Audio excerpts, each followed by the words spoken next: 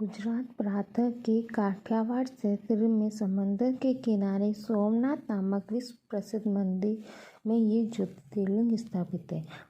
पहले ये क्षेत्र प्रभास क्षेत्र के नाम से जाना जाता था।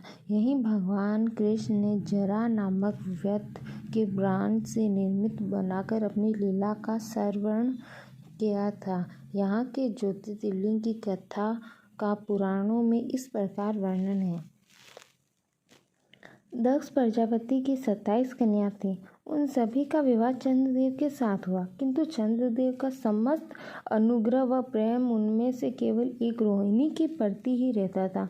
उनके इस कृत्य से दक्ष प्रजापति की अन्य कन्याएं बहुत अप्रसन्न रहती थीं। उन्होंने अपनी इस व्यथा कथा अपने पिता को सुनाई। दक्ष प्रजापति ने इसके लिए चंद्रदेव को अनेक प्रकार से समझाया, किंतु रोहिणी के वशीभूत उनके हृदय पर इसका कोई प्रभाव नहीं पड़ा। अंततः दक्ष ने क्रोध होकर उन्हें क्षयग्रस्त हो जाने का श्राप दे दिया। इस श्राप के कारण चंद्रदेव तत्काल क्षयग्रस्त हो गए। उनके क्षयग्रस्त होते ही पृथ्वी का सुधा शीतला वर्षण का उनका सारा कार्य रुक गया। चारों ओर त्राही त्राही मच गई। चंद्रदेव भी बहुत दुखी और चिंतित थे। उनकी प्रार्थना सुनकर इंद्रादि देव तथा वशिष्ठ आदि ऋषिगण उनके द्वारा नार के लिए पितामह ब्रह्मा जी के पास गए।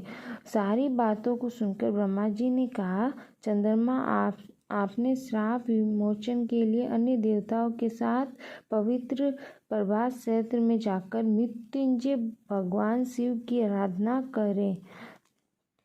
उनकी कृपा से अवश्य ही इसका श्राप नष्ट हो जाएगा और ये रोगमुक्त हो जाएंगे। उनके कथा अनुसार चंद्रदेव ने मृत्युंजय भगवान की आराधना का सारा कार्य पूरा किया। उन्हें घोर तपस्या करते हुए 10 करोड़ बार मृत्युंजय मंत्र का जाप किया। इससे प्रसन्न होकर मृत्युंजय भगवान शिव ने उन्हें अमरत्व का वर प्रदान किया। उन्होंने कहा, चंद्रदेव तुम शोक ना करो, मेरा वर से तुम्हारा श्राप मोचन तो होगा ही साथ प्रजापति दक्ष के वचनों की भी रक्षा हो जाएगी। कृष्ण में प्रतिदिन तुम्हारी एक एक कला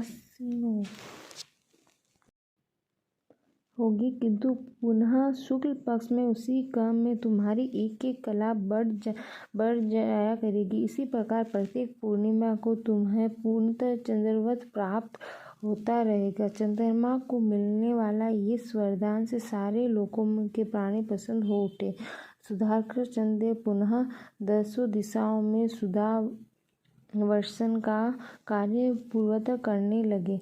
श्राप मुक्त होकर चंद्रदेव ने अन्य देवताओं के साथ मिलकर मृत्युंजय भगवान से प्रार्थना की कि आप माता पार्वती के साथ सदा के लिए प्राणियों के उद्धार के लिए यहाँ निवास करें। भगवान शिव उनकी इस प्रार्थना को स्वीकार करके ज्योतिर्लिंग के रूप में माता पार्वती जी के साथ तभी से यहाँ रहने लगे। पावन प्रभास क्षेत्र में स्थित इस सोमनाथ ज्योतिर्लिंग की महिमा महाभारत काल, श्रीमद् भागवत तथा स्कंदी पुराण में विस्तार से बताई गई। चंद्रमा का एक नाम सोम भी था। उन्होंने भगवान शिव को ही अपना नाथ स्वामी मानकर यहाँ तपस्या की थी। अतः इस ज्योतिर्लिंग को सोमनाथ कहा जाता है। इसके दर्शन, पूजन, आराधना से भक्तों के जन्म जन्मांतर के सारे पाप और दुष्कृत नष्ट हो जाते हैं। वह भगवान शिव और माता पार्वती की अक्षय कृपा का पात्र बनते हैं। मोक्ष का मार्ग उनके लिए सजग ही सुलभ हो जाता है। भारतीय उपमहाद्वीप के पश्चिम से अरब सागर के तट पर स्थित आदि ज्योतिर्लिंग श्री सोमनाथ महादेव मंदिर की छटाहीन निराली है। ये तीर्थस्थान देश के प्राचीनतम तीर्थस्थलों में से एक है। वहीं ऋग्वेद में सोमनाथेश्वर महादेव की महिमा का उल्लेख है।